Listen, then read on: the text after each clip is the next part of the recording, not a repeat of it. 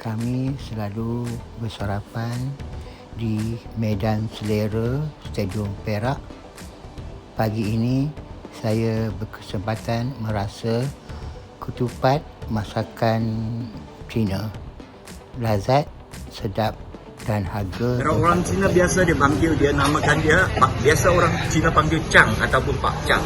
Itu masakan tradisi tau, very special. Oh, panas. Panas lagi.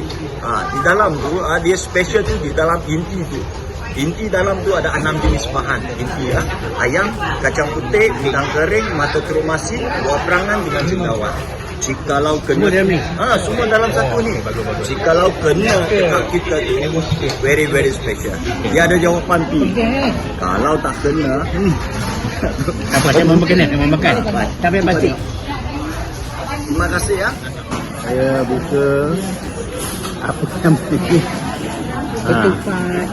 Ketupat Cina. Oh.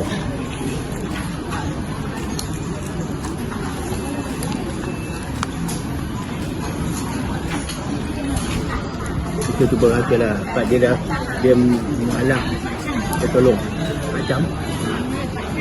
Oh. Kenapa kan? Ya.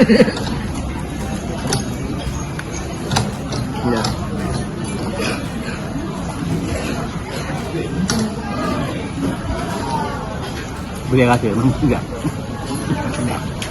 RM2 bukan nilainya, tapi harga dia buat dia nak merasa halal.